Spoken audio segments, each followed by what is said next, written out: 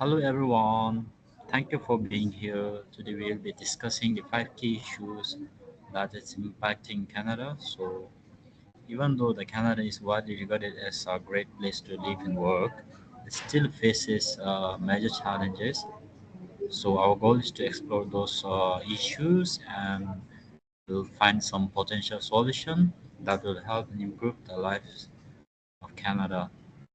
So the first today our agenda will include housing affordability, healthcare, climate crisis, income inequality and poverty, and also immigration policy. So let's begin with one of the most pressing issues, that is housing affordability. You know, right? Okay, so access to housing is basic human right, yet the affordability is become a significant challenges in Canada. So many families, especially those with low and middle income, find it hard to afford very suitable homes. This leads to increased homelessness, financial strain, and growing number of young adults unable to enter the housing market. So what can be done? So government can invest more in affordable housing projects. They can also rent control policies can help and stabilize the prices as well. They also can develop developers can be incentivized to build affordable unit. As you can see in this chart, growing number of Canadians are struggling to meet financial needs. Housing is a key part of that struggle. Okay, the next one, I think healthcare will be uh, briefly explained by our Chelsea. Hi everyone, my name is Chelsea. So another vital concern is our healthcare system. While Canada's healthcare is publicly funded, long waiting times and shortage of medical professionals are a major issues. Rural areas in particular suffer um, from limited access to healthcare.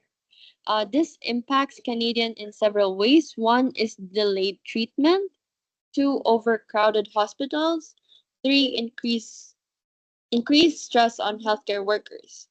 Some of proposed solutions includes increased funding for healthcare, infrastructures and hiring, expanding telemedicine to improve accessibility, and policy reforms to make the system more efficient. The data shows Um, the data shows, next slide, please.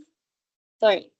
The data shows that the unmet healthcare needs vary across provinces, highlighting the uneven distributions of resources. So, may I introduce you the next speaker, which is Miss Gerlane Carr. So let's now talk about the climate crisis.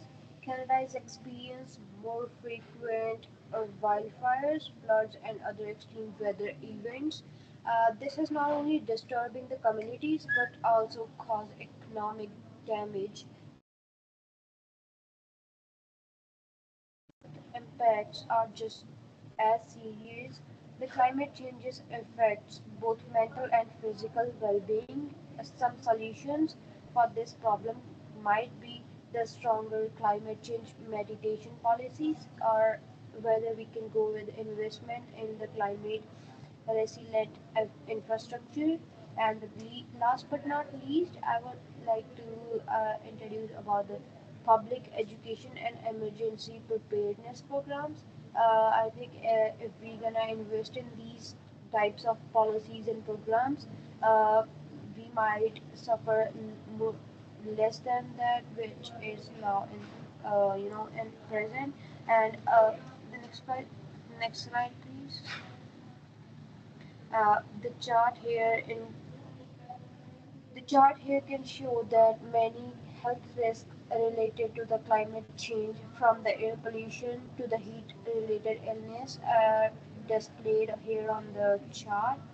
And now the other part of the presentation will be continued by my friend John.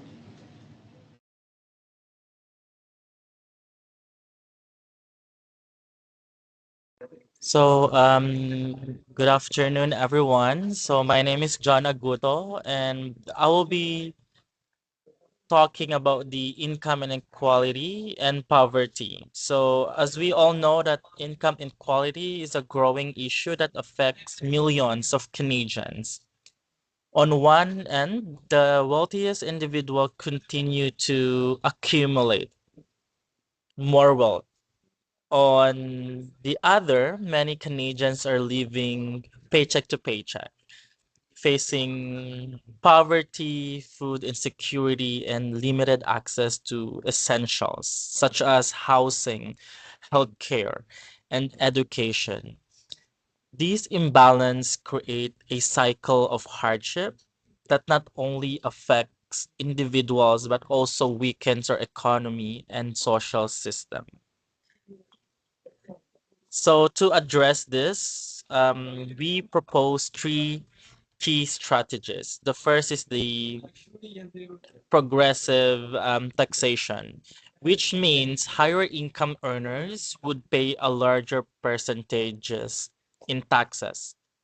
So this helps to redistribute wealth more fairly and ensures that everyone contributes to public services based on their ability. Second solution is we suggest exploring universal basic income, which means irregular, unconditional payments to all citizens. This would provide a safety net, especially for low income families, and reduce stress caused by financial instability. And lastly, we recommend to expand social services such as food banks, affordable housing, and childcare. So these services give families the support they need to meet the basic needs and focus on building a better future.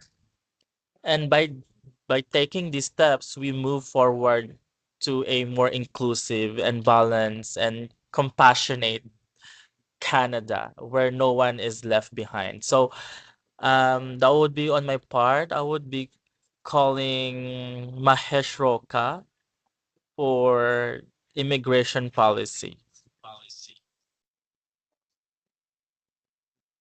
Uh, Let me explain about the immigration policy.